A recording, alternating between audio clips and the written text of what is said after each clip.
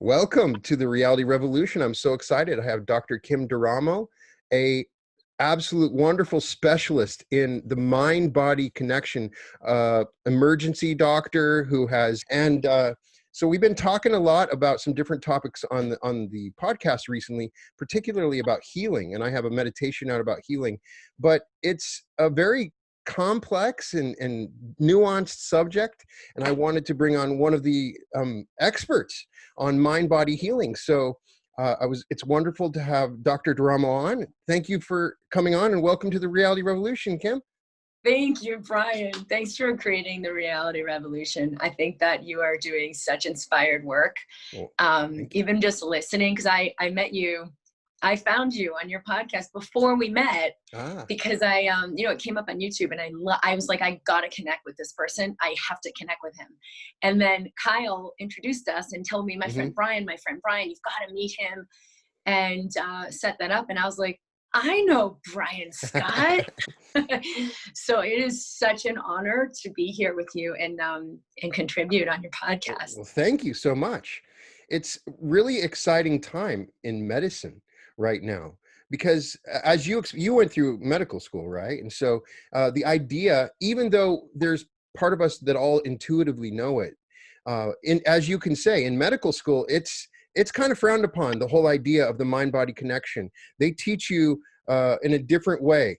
So they might have said, oh, she's one of those quack doctors, when you have probably had to deal with this perception when you start to deal with the mind-body dilemma, which is what many of us are dealing with. But now as we go along more and more, we're starting to really realize the importance of this connection. And it is one of the secrets to healing, really is. So I wanted to get an idea of your story. You had an autoimmune disease, I believe. And you through that, you came to this realization of the mind-body interaction. So tell everybody a little bit about your story so we can start. Yeah, it was even before that I had like a big download and a huge awakening where I realized how profound the mind-body connection is and how it physicalizes it. It actually physicalizes what's happening in your body. It creates what happens in your physiology. It changes what's going on. Right. I was like, a teenager, and I had always been very, very intuitive, very empathic. I wouldn't have known that at the time. I just knew I could be aware of things that ordinarily you wouldn't be aware of, or know things that people didn't usually know, or hear people think, or just have all kinds of strange thoughts and experiences, like on another dimension, a higher awareness. And I grew up in Boston, and it was a pretty conventional family. My grandfather was a doctor, and I think Boston is still a little bit this way, that the doctor is heralded up on a pedestal, and it's not about, the body healing itself. It's about going to someone else, and they know what's best. And certainly, so this was really foreign to me and what I grew up with. But having had that awakening experience really was very, very scary in ways I can't fully describe. Yeah. But it did change my life in really important ways. I became more aware that what's going on physically in the body is driven from consciously. Are we in fear? Are we in a space of, I got to do more, it's not enough? Are we in a space of love and joy, and like something different gets created? I could actually interface that in my own body and feel a very direct awareness of that, like, result with changing my thoughts. Usually there's a gap. It's like a big filter. Right. You have awareness. I'm one with all that is. All is well. And you may or may not be aware that you instantly feel lighter, but you're certainly not going to be aware that you're healing your cancer. For most people, that they're not aware of what's happening in the body. That would be like a way downstream result. But for me, like I said, it was a really scary experience to have the veil lifted and be aware that I'm one with everyone. I am connected with everyone and everything. Be aware that there's this unbelievable power that I can access. And like, I was fumbling around with it. I did not have adeptness with manifesting, or even just allowing my body to be at ease. Like it took Mm-hmm. years to kind of Right. refine that. But the awareness that we are connected, that we are powerful, that we are creators, that what's happening in the body is a direct, immediate communication, the direct result of the consciousness I'm in. You know, I wouldn't have been able to say it in these words, which still it's not so eloquent even today. Mm-hmm. Right. But at that time, like, yeah, I sounded like a crazy person, like really crazy. Plus I was really scared. So Right. I wasn't like at ease with all of this. And it was about, 10 years on and off with severe panic attacks, anxiety, intermittent depression, just trying to suppress this and be like a normal person. Mm-hmm. And certainly to hide it because I was medicated, I was put in therapy.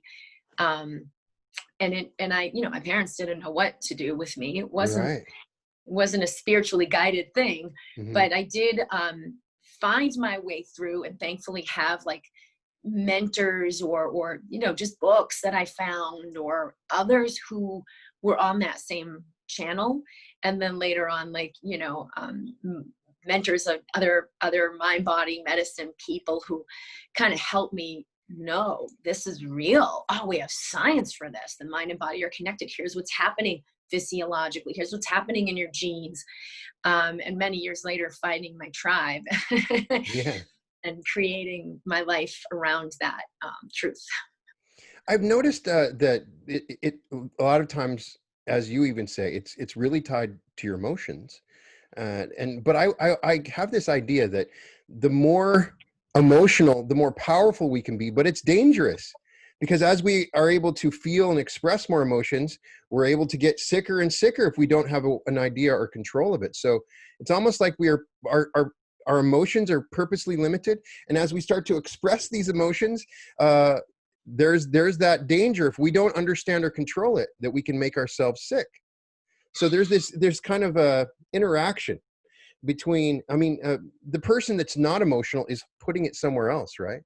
But the person that's too emotional, there's this combination, there's a kind of balance and an understanding with my body and emotions. So help me, because you've been doing this Yes. for long. Okay. Do you So understand? I would say, That's a really weird yes, question, that complicated, makes a but ton of okay. sense.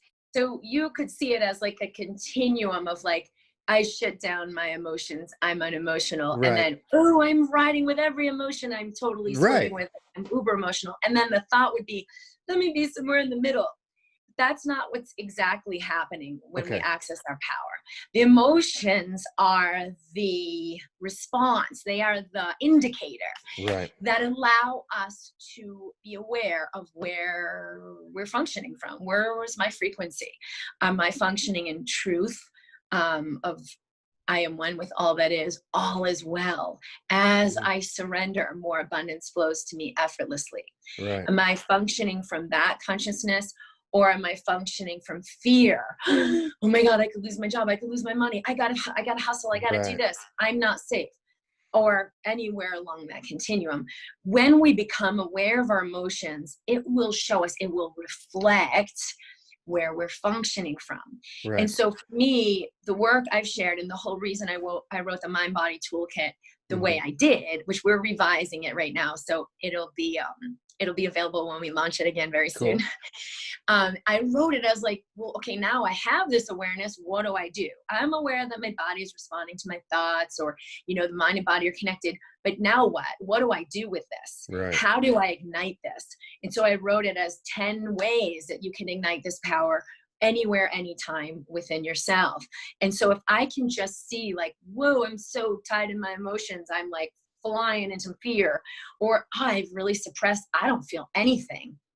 That just having that awareness alone has been shown to have a profound effect on the body. Just the whole piece of like, okay, I'm aware of this. Now what do we do? I'm aware of this. What do I do? It's a problem.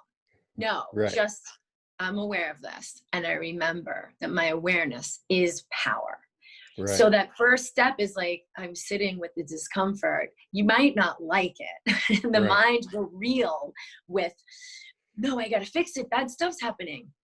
Don't allow that to be, don't jump on that bandwagon. Just stay present to what is. That first step of awareness is actually what stops feeding the fire Hmm. and allows things to begin to rebalance. So from that vantage point of being aware of my emotions, yes, you do want to have emotional awareness. You do want to relax your body and feel more fully. But remember that that's the indicator. That's not the truth of who you are. And if we just become aware, that is Right. what allows the shift. Okay. That makes a lot more sense. Now, I've been encountering a lot of people that come to me, or I hear about them and I want to help them heal. I'm sure that you've had this. And it's somebody that's later in life that's so locked in, that is just so locked in with their own belief system and emotions. You can see why they're sick. They have some kind of colon cancer, and they've given up. A lot of times I get an impression of just this giving up on life, or you can see there. What is, I just want to ask before we go into the other stuff, what do you do for those people that it seems too late, I want to help the person that's 70 years old with the cancer, because I believe they can be healed too. I get a lot of these, and it's easy for me to talk to you because you're open-minded to this, and you've been aware, you've been thinking about this, you've gone through the journey. Talking to somebody that doesn't believe in this, and then Okay. I want to be of service to that person, and it just has this hopeless feeling, like they're just locked into that thought pattern. What do you do in that Okay. situation? So this is huge. And this is the premise of the Be the Medicine work I've done with practitioners. Right. As a practitioner, when I'm in that moment and the hopelessness is there, When I feel their hopelessness, or your own, yes, but you're feeling it, but I actually feel it as my own. There as my isn't a own. way to perceive or experience anything that isn't done through my own perceptive awareness system. Hmm. Even though I think, oh, that's their hopelessness or that's their fear. Right. If I'm actually feeling it and perceiving through the lens of hopelessness, it's mine. It's for me to shift. And it can take, for me, it's a split of a second. It's already transmuting because I have met the depths of hopelessness in me. It is Right. never, in actuality, it's never too late. Anita Morjani Right. has an amazing story with like stage 4 lymphoma flooding throughout her body, unlike the hospice end of the end moment, Right. and has a massive shift in consciousness. And her physical body, it's transmuted. There's not one Right then. single cancer cell in her body. And this is like not hours and hours later. So it is never actually too late from what we have seen Hmm. scientifically. But the matter that happens is we think in our like society that it's all about, especially, I was an emergency medicine doctor. It's all about saving a life, saving a life. Death is like the worst outcome. You just can't have that happen. But that's not what life's actually about. So even if someone were to get to that point and you're like, that you do the transmutation, they awaken and see and witness the truth of like, oh, I am one with all. There's no Right. need for fear. I am meant to live my highest expression, and that's what will feed my body. But like, let's say that the continuum is gone. They're dying. Their body's there, and you're like, all right, that's not what's meant to happen. They will cycle into a new consciousness. They don't end.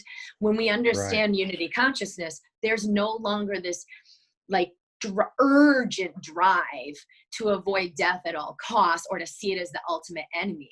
Right. And however, usually healing can happen on some level that allows a person to stay alive much longer, even if, like you said, 70-year-olds old with cancer and it feels hopeless. Right. If I meet that moment of hopelessness and presence myself and my patient and simply stay open to the awareness of what else is possible here. I can allow the awareness of a treatment, a therapy, a person, or a meditation. Like who knows? It could be anything that allows this person to shift. So I want to go back, because what you're saying is really big, and it ties to the law of one. And I even have read some Ho'oponopono practitioners. Uh, you're me, I'm you, we are Yes, one. So if the sickness in you is in me, so if I can heal it within myself, you're seeing the healing happening in them, is what you're saying. So you're inviting the healing in you're them. You're inviting the inviting. healing, They are which still is a their own big conscious. change. People think, oh, I need to shout out these rays of healing to someone else. And that's not really what's happening. It's you're interacting with that higher self that's also a part of the other self. So do Yes. you go now? There's a problem. A lot of healers, you've seen it, will take on the sickness in their own body. They'll start thinking about the sickness of the other, and then maybe they have an expression of some headache or something. You start to you go from there's that place that's the healing, and there's a place that's the sickness, and you want to Yes. help them, but you bring on this. Do you understand what I'm trying to say? That is a I'm sure it's huge, very huge, common. huge issue. Huge. Yeah. When we are quote unquote empathic, meaning super energy sensitive, Right. but we're perceiving it in duality, meaning you're separate from me, you're over there, I'm over here. Right. You're not whole, I'm more whole. You have less, I have more. I'm going to give to you. I'm going to help you. That's the pathology there. Right. And so when I do the work I'm doing, if I were to do it in that consciousness, it depletes me. The more it gives to someone else, I take on, whatever. Even people say, oh, I want to take on more clients. Don't take on anything. Raise your frequency. Be more whole. Be the medicine. And you will see people come to you and heal. And that is of their own awakening and of their own choice to step into the consciousness you're inviting them into, to step into a consciousness that where disease can no longer exist in their body. So you're inviting them. Yes, you're holding the space. Yes, you're the embodiment, but you're the embodiment of your own wholeness. Right. Totally different from your lower, I'm higher, like the hierarchy of medicine. Here's the doctor up here. Right. Here's the patient down here. I've got to help them. And so that's why so many doctors are burned out and depleted. So many They're giving up their and energy workers. Yeah. I can see it. It's exhausting. Yeah. It won't work. It won't. Right. So what we're rampant with, what you're helping to deal with, what we've kind of already mentioned a little bit, is this idea that we hold our emotions in our body. It's a major problem in the West. We can't express our emotions, but they're still there. They don't go away. They go to stay in our liver. The fear stay in our kidneys, stay in our.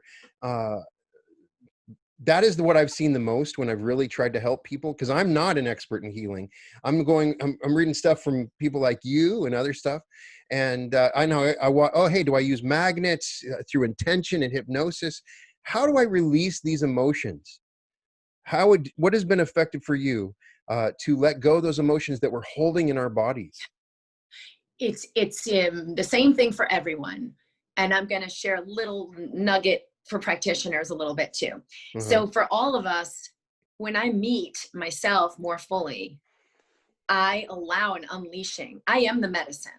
Mm-hmm. But if I'm not willing to fully meet myself because the fear is too big, because I think it's bullshit, there's nothing in there anyway, let me just get out and get at it, because I don't have time, because blah, blah, blah, blah, blah, blah, blah, right?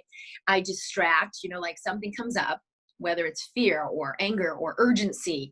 I'm not conscious of it, right? Because I'm probably not, someone's going to suppress it. You're not even aware it's coming up, right? But you're aware of your go-to. Boom, I'm going to check my email. Boom, I'm going to go on Facebook. Boom, I'm going to eat chocolate. Oh, boom, I'm going to call my friend. Boom, right. Boom, boom, boom, boom, boom. I'm constantly in reaction. I'm going to do this. I'm going to watch TV. I got to get the next Netflix thing, play a video game, right? So you look, you're like, wait a minute. Is that out of pure joy, or am I escaping something? So just start with curiosity. Just curious. Don't make yourself wrong.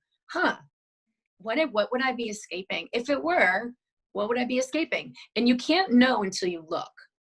And the reason why we don't look is because we don't think we can handle it. Yeah. Because if I did know, now I need 20 doctors. Now I need 20 therapists. Now I need 20 medications. Right. No. If you remember that you are the medicine, you allow your presence to do the work for you. Right. You meet your moment of fear. You meet the shame that can be coming up. You meet for me, boredom was big. I know it sounds subtle, but it was such a heavy, difficult energy for me. So many deep hopelessness, right? I don't want to be hopeless. Let me be positive. I got to be positive. So we run. But if we just pause And really it for me starts with like 3 breaths. Right Right. now I'm doing, we're in this conversation and I could be on the channel of I have such important things to say, I've got to just say it.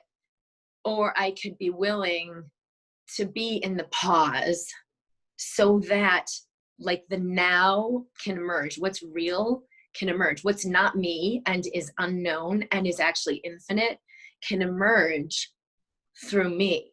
Right. Most of us aren't willing to meet that space because it seems so overwhelming. And we're not willing to meet that space because we don't realize how powerful we are. We don't realize like what Right. just sitting with it is actually going to do something. No way. I've got to fight the disease. I've got to go make money. I've got to go find a partner. I've got to learn more and improve myself. We really, it's like just a bumper sticker slogan, right? You are the power, but you're like, yeah, I'll get to that later. Right. So if we can presence what arises, start with 3 breaths, soon you may want to take an hour of presence and medicate yourself with an hour of presence a day. You will see powerful things shift. For practitioners, like what you shared, I'm going to do the magnets, I'm going to do the thing, let me help people, right? There Right. can be an urgency. And Hmm. same fear. It Right. just comes out in the channel of, but I have to help people, they're suffering, but I have to help people. Right. I want to be a good person. And is there urgency there? Because it will greatly limit your impact Right. to quote unquote heal people or be assisting their healing if you're in urgency. Now you've helped heal thousands of people. I'd love to hear some of your big success stories. One of the things that people, when they hear stuff like this, they've heard it before. They hear Dr. Joe, for me, a lot of times the most powerful thing is this stuff really works. People Yeah. need to understand this stuff really works. There are miracles happening every day Yes. outside of going in to get elective surgery and a lot of the medications that people get. People are healing themselves. Yes. So tell me some that touched you. Okay. I will share first that the most important healing it was to meet myself more fully, and every day Right. in every moment that is the only thing. I've made that the number one priority because it takes care of my kids, it takes care of my life. Like all of a sudden, Mhm. boom, like their school slash pre-K, all their stuff is set. Right. Like things can solidify. My life is working, my marriage is better than ever. But I do want to share some amazing stories of what I've seen as a result of like me showing up to myself, meeting my life, and leaving the ER to come and do something that I was like, what am I supposed to be doing in the world? Yeah. Didn't make any sense, has come together really very fluidly. So I've now seen people with, I'll give you the most severe, like this one woman with really severe MS who was pretty much crippled, bedridden, Right. even to get to go and like use the bathroom had to be assisted, and finally was just in the bed with a bag. Hmm. Has healed and is walking around with a walker now and getting up and moving around and going Amazing. outside and like walking, bright and vibrant and beautiful. Yeah. There was another woman on a feeding tube with severe autoimmune disease. A lot of times there are like multiple diagnoses, severe chronic fatigue syndrome. She also had a lot of anxiety, depression, but her entire digestive system shut down, and she was being fed through a feeding tube. And she allowed something new to come in, like a new consciousness, a new awareness, just to question, not I'm going to heal myself, let me work hard at it, which Hmm. is what she was trying to do, Right. but a deeper surrender to something within herself, like to let that in. So used the work as I've shared it, and she's completely been off the feeding tube, but out and about, like on a wheelchair, out of bed, getting around, Awesome. which was completely unthinkable. Wonderful. I've had a lot of people with chronic fatigue syndrome, concussions, brain fog, have a complete turnaround in their lives, not only return of energy and vitality and brain functioning, but just a new alignment of like, I don't want to be in that corporate job, and something else showed up, and they, stepped into a whole new way of having their living and doing their life, relationship changes, everything that goes along with that. So no matter how severe, or how subtle and minor, like many people living with chronic anxiety got off anti-anxiety medications, chronic depression, Hmm. which kind of goes along with it, getting off Right. their antidepressants. So this is what I've seen in many more examples. I'm in the mind body community in Facebook if people want to connect there. Hmm. But I know that when we are in our own doubt, it doesn't matter what you hear me say. If I say, oh, this amazing thing happened, your mind will tell you, well, she's full of it, she don't know what she's talking about, this is crap, and like argue for the limitation. And so for each of us as individuals, it's up to us, like, am I willing to see it differently and just pause and get curious?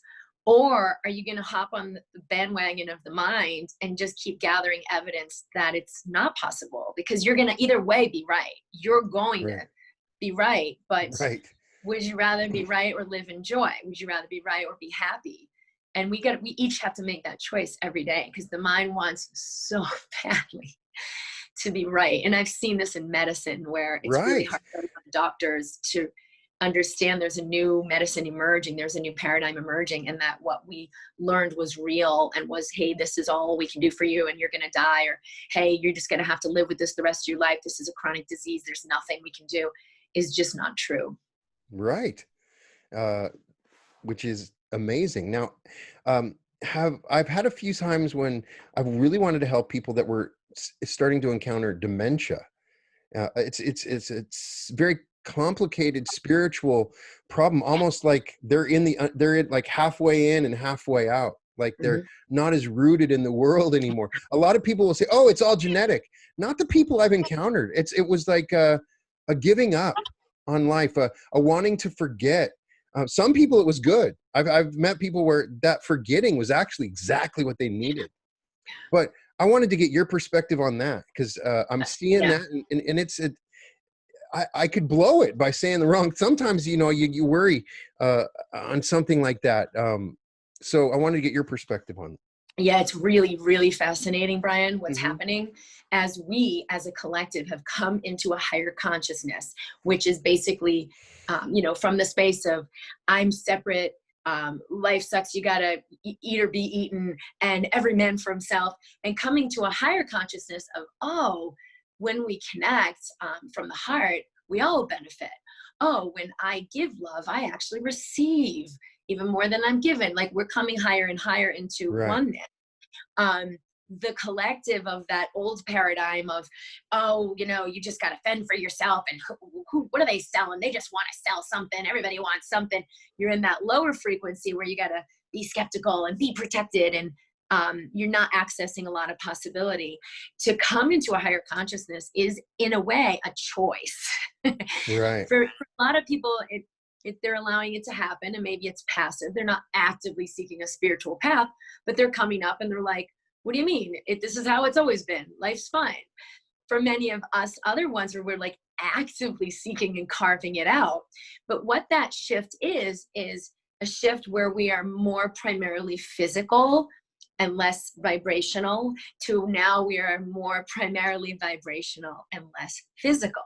Hmm. So wherever we are along that continuum, more vibrational or more physical, will show how easily, fluidly we manifest, how fluid our health is, how the connections and relationships in our lives are a reflection of who we really are, versus, oh, I hate these people, why do I have to always be with them? But I guess there's nothing I can do.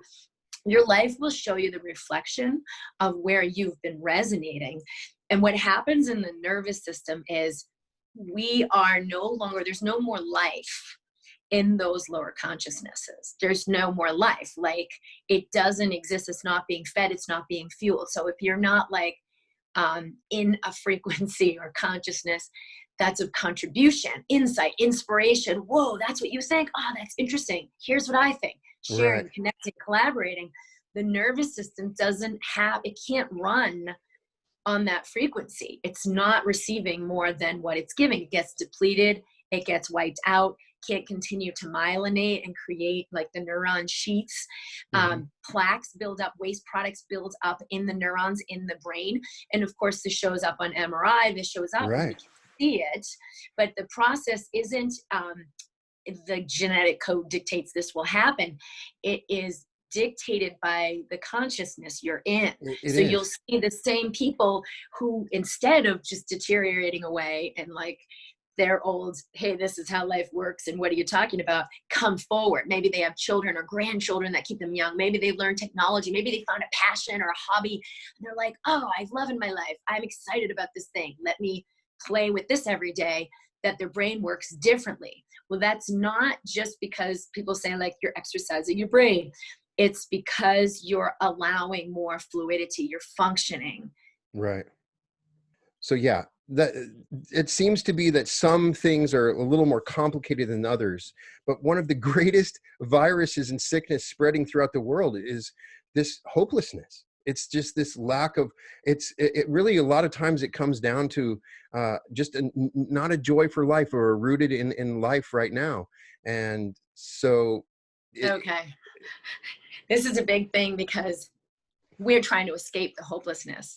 And that's a right, lot of the be positive movement. Oh no, don't succumb to hopelessness. Be positive.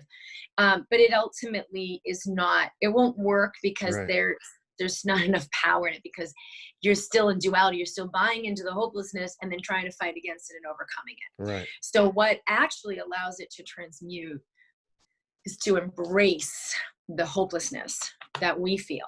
right. The hopelessness only can live in me or nowhere. It's not out there. Nothing is out there. It's a movie projection. So if I sit in front of a patient and they tell me their story of fibromyalgia and sexual abuse and chronic fatigue syndrome, and my husband left me, and the whole victim story, Right. I could feel like, back when I was training, I would feel the heaviness of like, oh, what on earth am I going to do? How am I going to, this is what, there's no way. So it would feel she feels powerless, and I would feel powerless.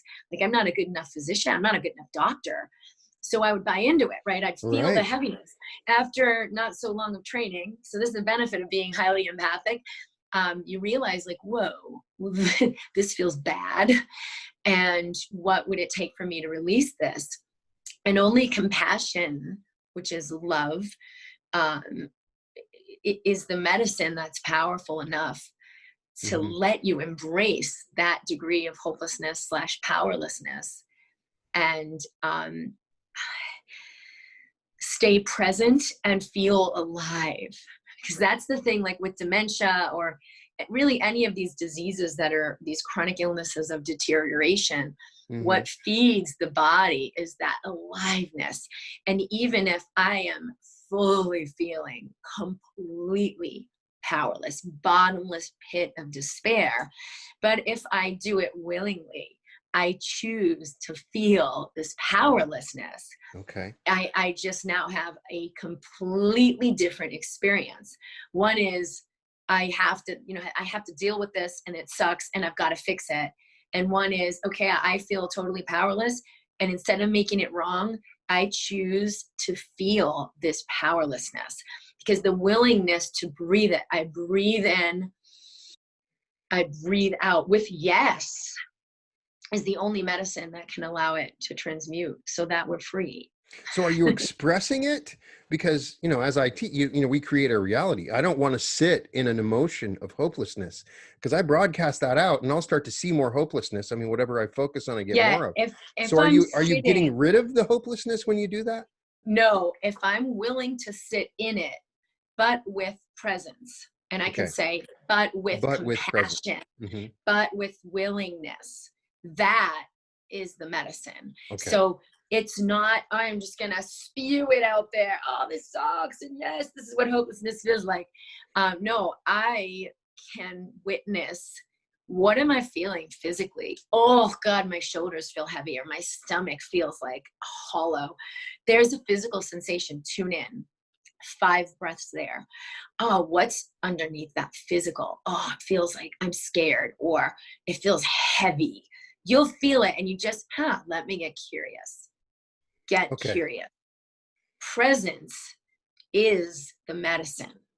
Ah, so It's you, so powerful that we overlook it. so you're feeling their hopelessness in the moment and bringing the presence into it. I'm feeling my hopelessness Your hopelessness, that has been triggered by their what hopelessness. she said, what she did, what the story, because she's in a frequency. So that's an electromagnetic moment. She's, you know, my patient, she's carrying it, but for her, it's real. It's physicalized in her body. It's Mhm. physicalized in her money. Her man left her. No one wants to talk to her. It's real, but it's also electromagnetic. So it can bring that, you know, that field, right? Like you feel it. Right. And so if I meet what I'm feeling, I am now an electromagnetic space of light. I am now an electromagnetic space of harmony, even if I'm still feeling it, but it's still here. Yeah, but am I still willing? Am I still in compassion? Am I still allowing? Okay, that's enough. It Right. will transmute, and it's only a matter of how many breaths. Is it 10? Is it 100? It's transmuting. Sometimes you're transmuting eons of Right. hopelessness, but you are clearing the space for yourself and your patient and all of humanity. That makes that makes sense to me. So, how do you integrate the concept of diet? Are there certain diets that work against the mind-body interaction, or is it irrelevant? We are placing. I mean, there's a part of me that says if what you're saying is true, then the diet is irrelevant. But perhaps not. Is the mind attracting certain foods? Hey, I want to get healed. Then the mind starts saying, hey, these foods are going to be healthier for you. We know on some level that food does create our body. So tell me how you integrate those concepts. Okay. I'll tell you, Okay. since I'm talking to you, everyone who's listening, Right. just presence your body and breathe, because the mind can freak out about these ideas and really reject them. And so just see if you can relax your body and get curious. It does become irrelevant. Okay, we'll say that. And I learned this in residency. You know, I had a big problem with gluten and pizza, and like they Right. had this lunch, and I was on call and I forgot my food. And I knew I was going to be up all night long. It was like maybe noon on that Tuesday, and I was going to be up till, you know, maybe 4 o'clock the following day, Wednesday, Hmm. going, like really high gear. And I forgot my food. And I was very attached to the whole food thing, and I've got to make sure to manage my diet here and have the Right. right energizing foods. But this was like, you can't, what are you going to do? You're going to starve yourself, which I know is not going to work, or you're going to embrace the freaking pizza. And I had to get super neutral Right. and neutrality with the pizza, right? Like cheese and the grease and the, who even made this? And the bread was like, oh, not the bread, you know, that brain fog. And it was like, Kim, receive this pizza.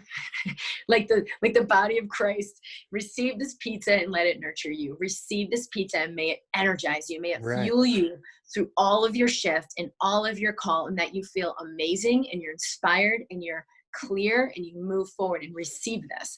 And because I was willing to receive it, you know, that's exactly what happened. I felt Mm. amazing.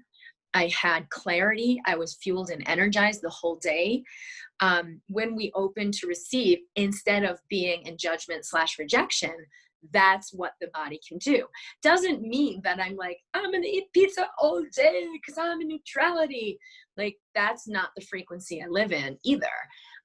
Because sometimes people will say, well, if you're telling me that I don't have gluten allergy anymore because of the mind body, well, I'm just going to go out and I don't have to worry about gluten anymore. But if you're trying to prove something to yourself, that's not the same frequency Right. either. That lets the body be clear. So everyone, you know, we're not always ready for that, but what's here? Is it going to be like you know, a major stress for me to micromanage my diet? And no, I can't eat that. I have to have this. When I go to dinner at someone's house and like they're cooking whatever, I'm like, I'm going to receive with love. I'm going to receive my moment and be Hmm. open and say yes. Um, so see if like, whoa, am I in judgment with food, or am I in neutrality/love with food? And you'll let some of that stuff with food change. But yeah, food has a frequency. You know, I just Is it ate an right? organic pear. I love eating this organic pear. It's juicy. It's delicious. Right. That's what I enjoy.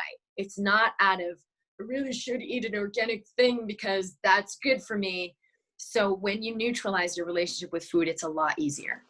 Well, we're definitely eating our thoughts. There's no doubt when we eat, we're eating our thought of that food, and that may be more important than the food itself.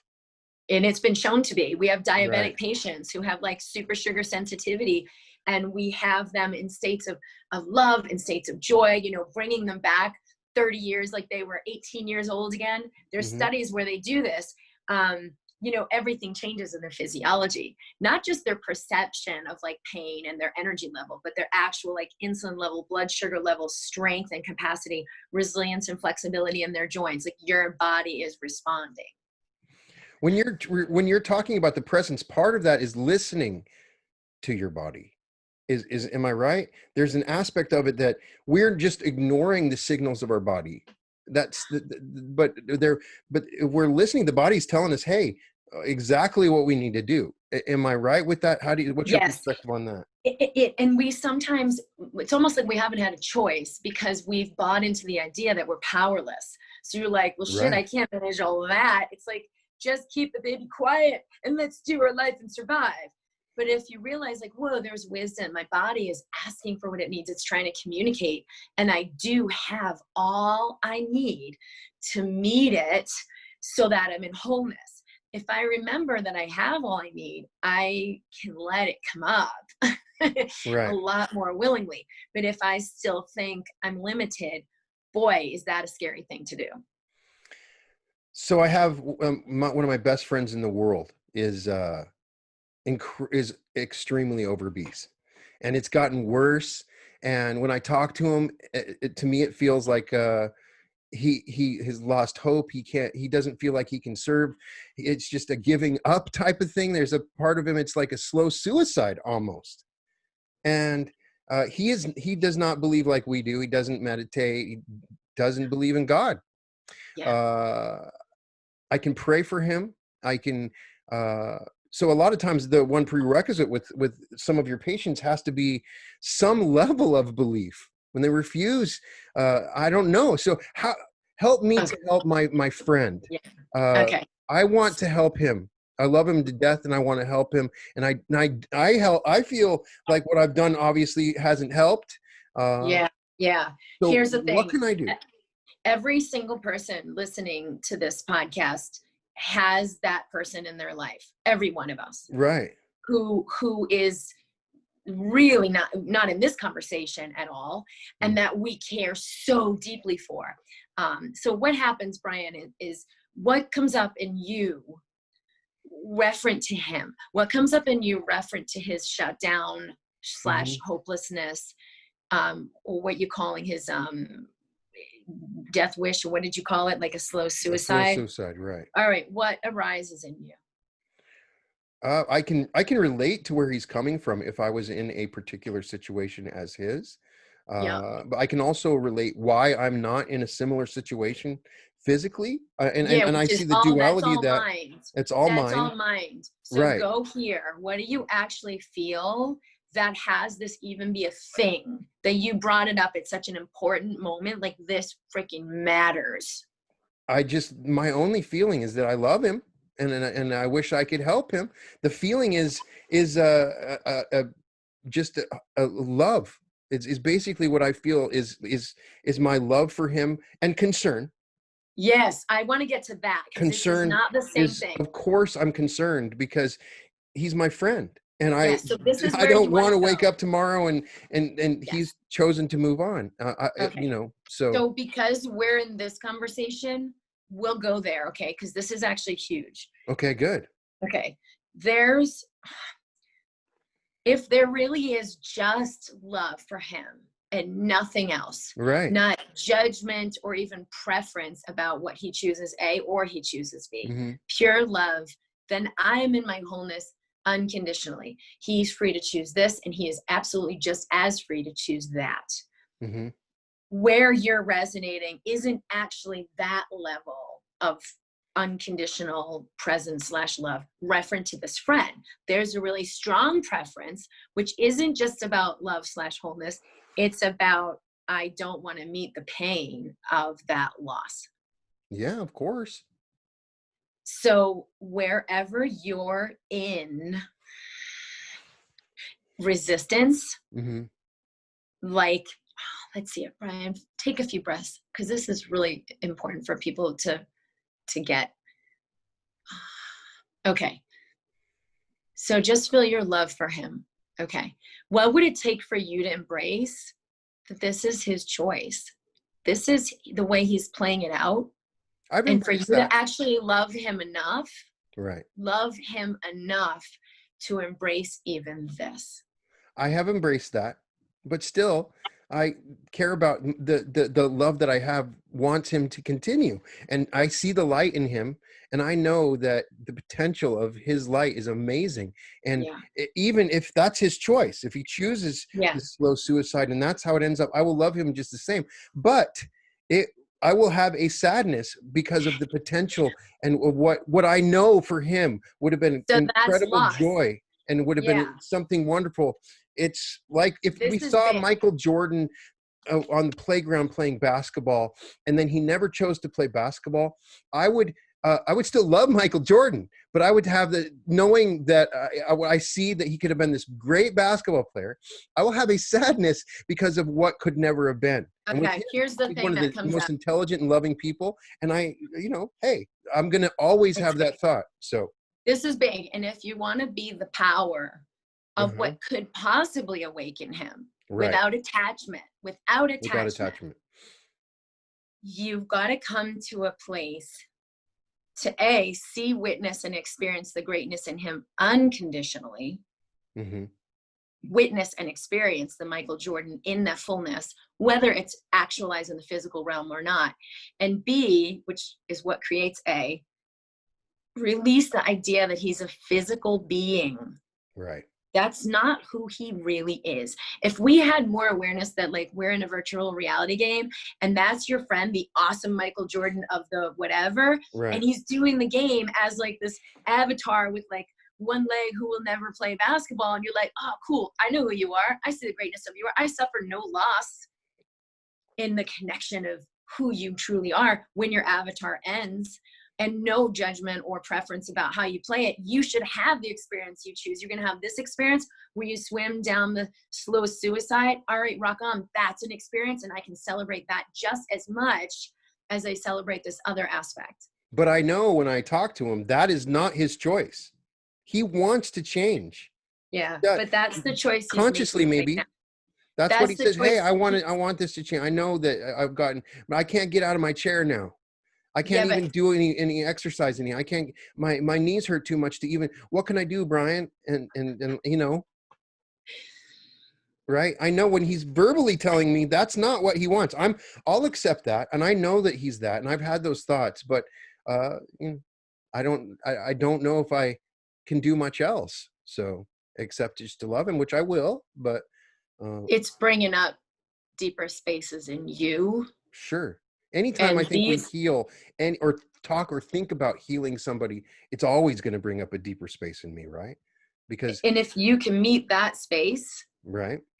you let something transmute, that opens up more of an invitation for him. Okay. All right. I think I understand that.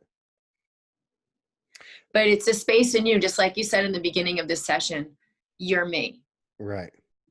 So I had the exact same thing in my life. A Mm-hmm. person I love so deeply who just wasn't ready and wanted Mm-hmm. it and would ask me all the time and tune into my work and Right. ask me, but not actually choosing it. And it brought up a lot for me. And finally, and like even like really heavy feelings of like disgust and loathing, like there were a lot of energies he embodied of self-loathing, shame. Right. And when I'd be with him, I'd feel that and just like, ugh, I don't want to be with this person. And this has been years and years and years of this person in my life. And it's come full circle into me becoming aware of where have I not met that same shame in myself, because Mm-hmm. it wouldn't trigger me. It would just be him doing him. Right. But it really triggered me. And it triggered me, yes, out of love and wanting so much more for him. But it also triggered me out of like, come on, man, are you freaking gonna take the step, or are you gonna meet this, or are you gonna like step up, or are you gonna keep just dancing around? So frustration, Right. I was frustrated. Um, and that, you can imagine me meeting that as a practitioner, like, come on, everybody, are you going to step up or aren't you? Like, Right. that's not the compassionate practitioner I'm here to be. That's not the power I'm here to be. Right. So I met a lot in myself with this one person and finally saw where I was still in judgment of myself or in shame, not willing to meet the depth of shame and fear of failure that Hmm. I carried, because he can only trigger stuff in me. Right. If I feel anything other than complete love and compassion, because there's millions of people walking around like this person doing Right. the same thing, and there's nothing. Hey, that's fine. I That's can, I okay. mean, I can relate. I can understand the satisfaction that food brings, and just be relaxing and sitting and doing nothing. I have already had even discussed with him. Dude, I get where you're coming from. I understand why and he says, yeah, yeah, but just You can only invite him by being more whole yourself. right. And the very point to meet that wholeness is in your desire for him to change. Because your Okay. desire for him to change, I get that it's, oh, but that's love, but it's not the exact higher frequency of pure love and acceptance of all that is. Now, is there any physical exercises? I'm a big fan of qigong, and I try to I exercise every day. Sometimes it's a balance between weights and just yoga. But in your experience, when we're dealing with mind body, is there a particular exercise program or things that it can help to improve someone uh, come in contact with their mind, improve that mind body connection? Yeah, so I have a tool called the instant elevation technique, where I had this own process of clearing, being present in my body, breathing, releasing fear, Hmm. and I sort of broke it down into these 3 steps so I could like teach it to other people and have them be able to do the same embodiment. Right. So it's very simple. It's A, B, C, and the first piece, A, is awareness. And so just relax your body and become aware right now of what you're feeling in your body. Relax your belly, relax Hmm. your hips, let yourself really arrive. Relax, release, surrender into the physical experience fully. This is hard for a lot of people to do. Right. So practicing little by little, it's just a little check-in. Hey, body, how you doing?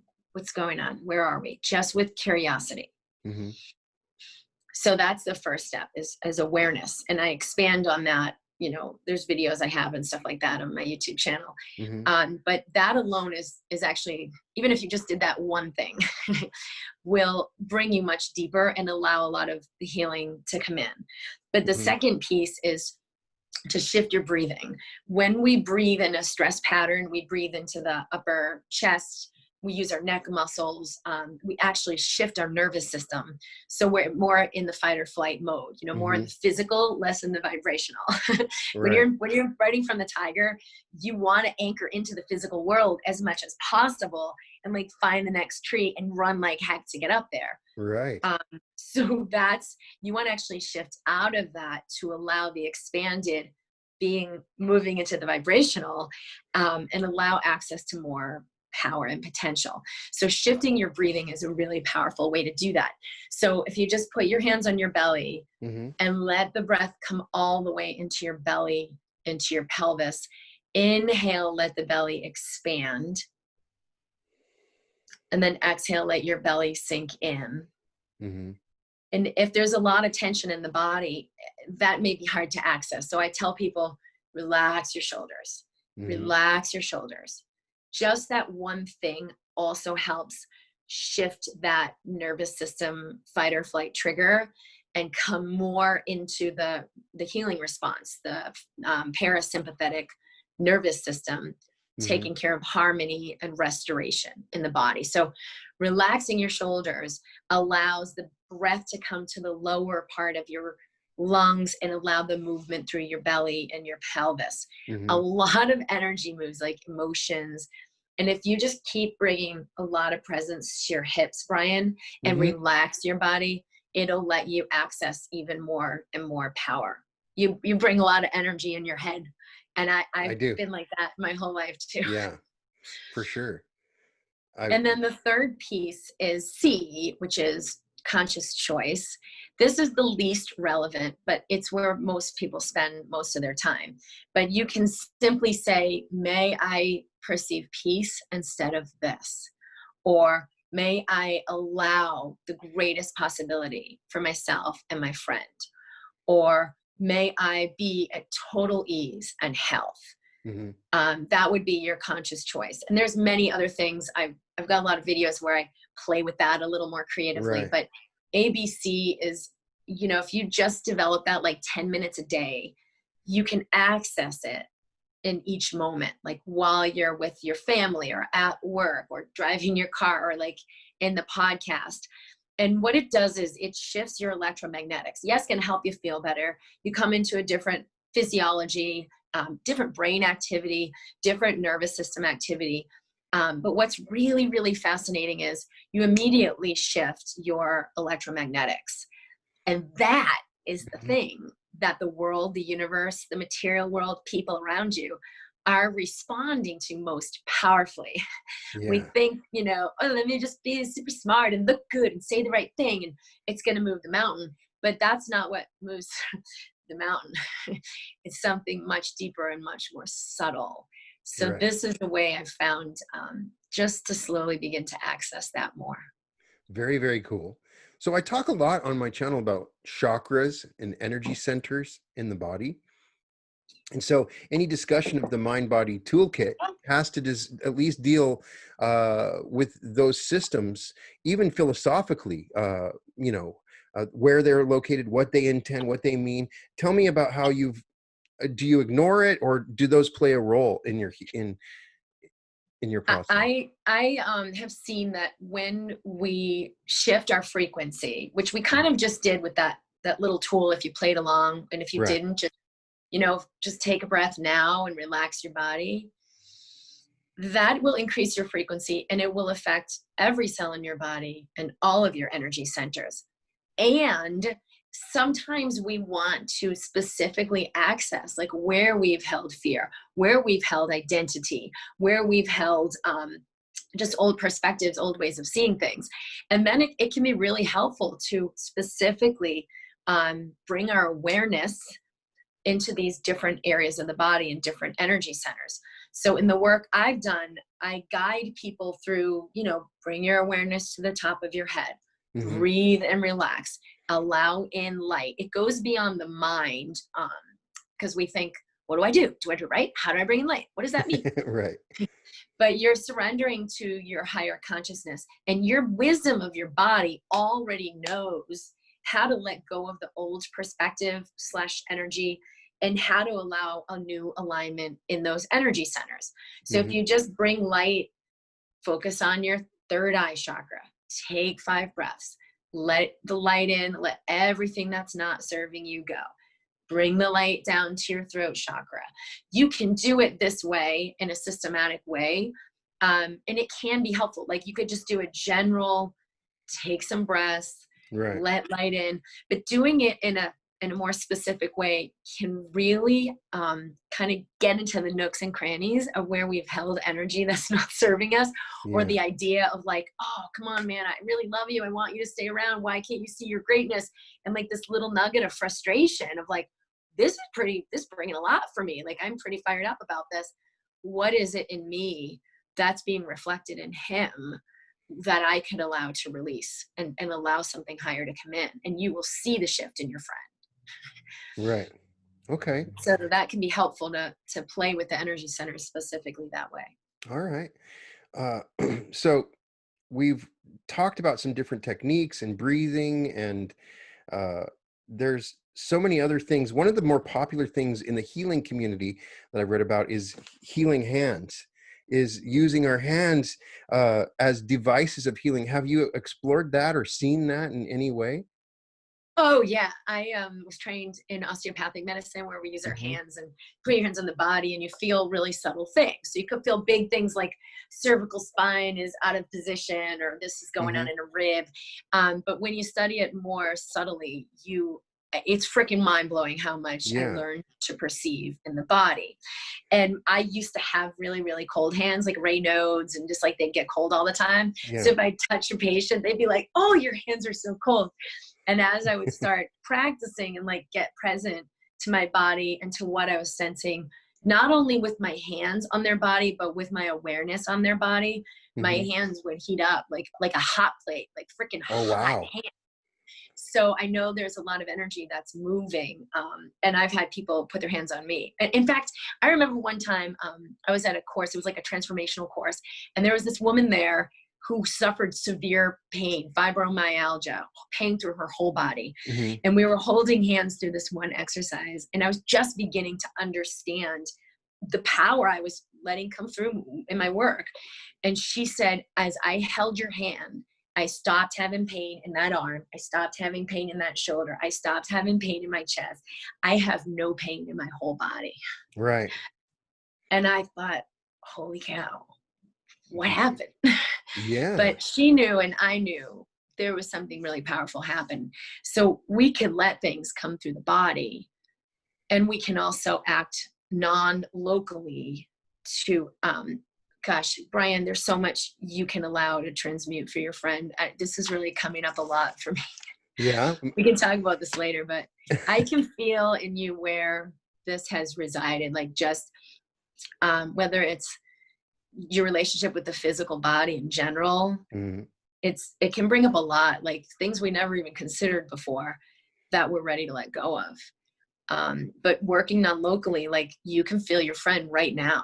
You Oh, can feel yeah. your love for him right now. And we've seen scientifically that we can have really powerful effects on people non-locally. You know, they've done Right. studies.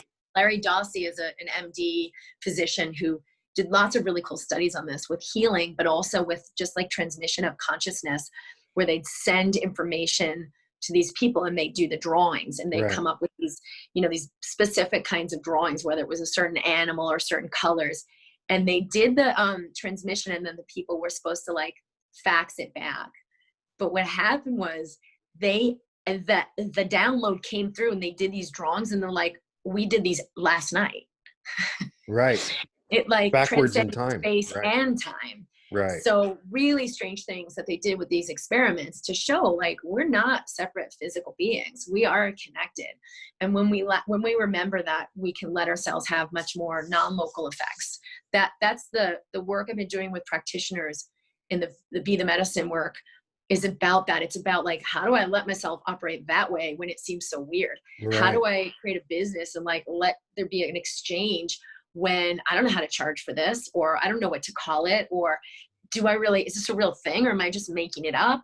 How do I let myself have those gifts come through, but in a structured way that I can clearly explain and that others can choose, and that I can like let myself be free to be this. Oh, I thought I was just like an accountant, but now I'm like, am I a healer? What am I? Right. There's a lot that's coming through for so many in humanity that we're awakening beyond those identities of, well, I'm a doctor, I'm supposed to do this, or I don't have a degree, I can't do that, to wow, I haven't even met who I really am or what's possible, what might I allow to be created. Right. Well, yeah, I was reading Lynn McTaggart the other day, Intention Experiment. She talks about that statistical study where they had tried to heal somebody in the past, sort of as a way to disprove the study, but it worked. There was a statistical correlation when they had um, prayed to heal somebody in the past. That person was actually healed. They gave them a random study. So I do think, yeah, we might be able to heal people in the past too. That all of it is fascinating. I think the stuff we're going to find out is going to be so mind blowing. We can't even fathom it eventually. Yeah, and it will necessitate the creation of an entirely new system of medicine. Like people talk about healthcare reform. There's no way for any of that to come through the current structure for No. obvious reasons. Hmm. Like there's just people can't even get your head around like, what? Right. That how do I bill for that? But to let it come through individuals and we collaborate together and support each other with our own awareness is something that could happen very quickly. So I get the impression that it perhaps in the future we might realize that aging is just another sickness. We It's have just actually another realized sickness, it. right? It's already been shown. We have Right. actually shown that that can be reversed, and that that's a product of our own mind, our beliefs, our Yeah. perception, or the idea that this is supposed to happen. And so therefore, and a study called, what was the name of it?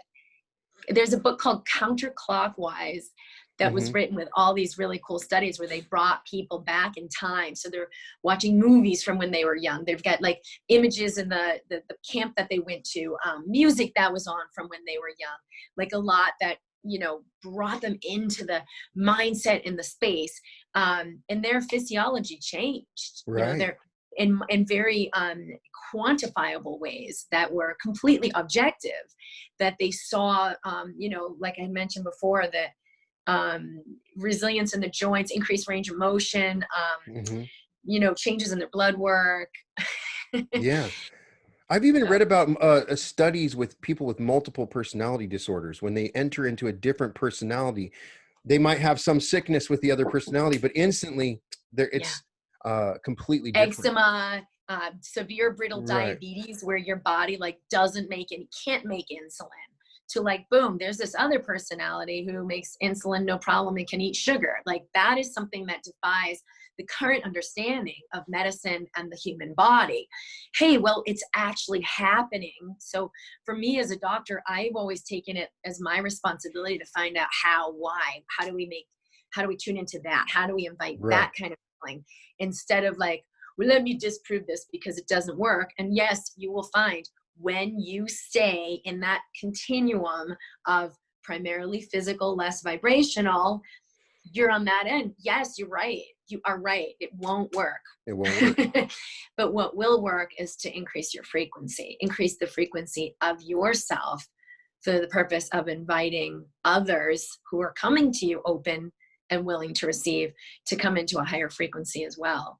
And when your friend is ready, which can only come as he feels unconditionally loved and accepted, he can receive lots of things. Right. Well, this has just been an exciting discussion, and it really changed my perspective of healing, because you're right. I've been in this duality where I'm healing that person, but they're separate from me. Even when I psychologically understand the oneness and talk about it all the time, it's natural, even reactive for me to always look at the other person as separate. And so thank you for enlightening, and I'm going to change and start really looking at how, when I'm talking and thinking about these things, to look within myself first before I look for anything else. And I think that's going to be transformative. I understand it. It makes sense to me. So thank you. Thank you. It's so much easier to put it over there and reject it. And it's so, oh, it can be so uncomfortable to Right. meet those I big don't want spaces. that to be a part of me. No, that can't be me. But Yeah. uh, pretty tough for a lot of people to embrace that flaw, that problem is within me. Yeah. For me, only when my greatest heart's desires, like we're on the other side of that, Right. like I can't have the love I really want, the joy I really want, the success I really want, the passion. I can't have it unless something changes in me. And then it was like, all right, I surrender. What needs to happen here? I'm willing to go deeper in myself beyond what I can imagine, even though I don't know how, even though I don't think it matters. It's like when you put your greatest inspiration, it will move the mountain, because you'll do anything. You'll do anything to really meet yourself, the greatness in you that you don't even know exists, but is like the opposite of all that pain. Like the pain is only an indication of how you've Right. walled yourself off to your own greatness. Well, thank you so much. I wanted to mention that you have a uh, class coming up. It's called the Be the Medicine. It's going to be starting in October. It's a workshop. It's a free workshop on August 20th. And Yes. the It's course can be found at, go ahead, no, sorry, I didn't know if you had the link. drkimd.com/BTM. And people can get more information from you. I'll put a link to your YouTube channel on this interview, and also drkimd.com. Well, the workshop is free, and it's at drkimd.com/workshop. And Okay. it's a free, like a deeper dive into the technology of your energy body and how to work Wonderful. with it, to heal others, quote unquote, but it's really about, you're about yourself, opening But yourself. right. So you can Well, come that's so join me. exciting, and I can't wait for everybody to access that and check. And I'm definitely going to be going on your channel and learning more, because I think this is in a time now. One thing that we really haven't discussed on this whole episode, the whole world is dealing with this mind-body interaction with COVID-19. I'm sure that you've already dealt with clients that have dealt with this, or are worried about it, or fearful about it, and so there's a reason I didn't talk about that, because anybody that, they can turn on their Facebook feed and they're going to find that. But what do you have to say when you're dealing with the mind body interaction, and how we deal with, hey, I'm going to turn on the news and it's going to tell me I need to, all the different things about the virus and how the vaccine is coming up. And it's fearful. It's scary. My reaction to it is different. I want to know what is a good place for me to start looking at this. Okay. It's always a matter of love or fear. Will I live from love or will I live from fear? And all we need to do is just ask, is this true for me? Oh, you have to do this and you have to do that, or it won't be okay and you'll die, or you'll this, or you're that, or you'll lose. Right. Oh, is that true for me? Your system, if you just do a few breaths to connect, because that's the essential, A is the essential ingredient. Mm-hmm. You can know that. You can know, like, that's not necessarily true for me. I'm going to go in this direction. You can make a new choice and have more awareness. So if we're not connected, right, because we're in fight or flight, we're in fear, we're just in a big scramble. We can't know. We can't. It's like, I don't know if it's true. It's true. Maybe it's not. This one's saying it's true. We're living in fear. Well, the mind can't know that. But from the heart, we can know all things. Mm-hmm. You can know, and you can even without knowing, move toward, like, oh, I just happened to eat lots of vitamin D and I'm, that helped my immune system. Things can happen for you that go beyond your consciousness. And if you just ask the space, what would it take for me to be in total resilience with all that is, you'll have a much smoother path. You'll connect with your knowing, and you can move through this pretty fluidly. Yeah, you get the impression when I read about people that have really struggled or died from it, it sounds like it's an emotional thing. There's a fear that maybe the fear overtook them. Well, we do the see response, fear. the immune system response that's happening. It's not necessarily, it seems like it's maybe even psychological on some levels that's going on.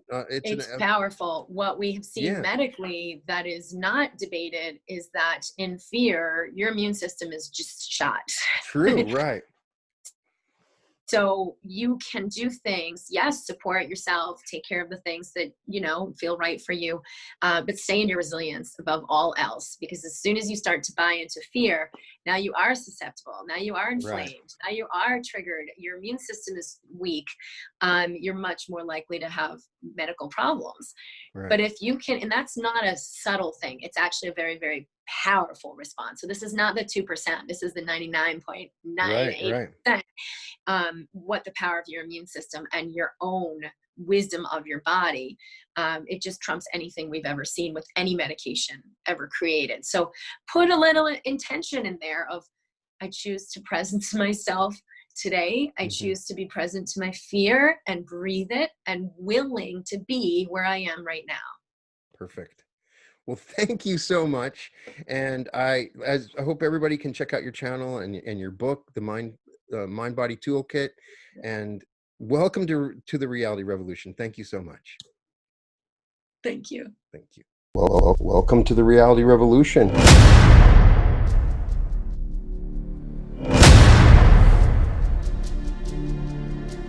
I'm just really excited today because this is the first day that my book is released. This is it, the Reality Revolution. Worked on this for a very long time.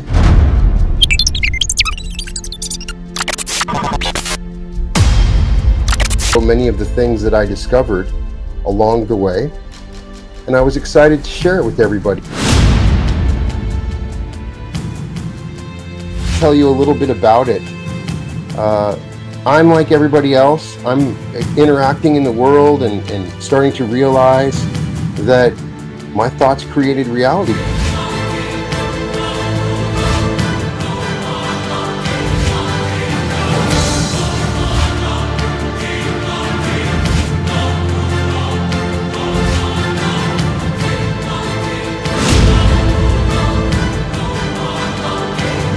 As I did this, I started to see some major shifts in my reality. I started to explore the idea of maneuvering through parallel realities. I'm your host, Brian Scott.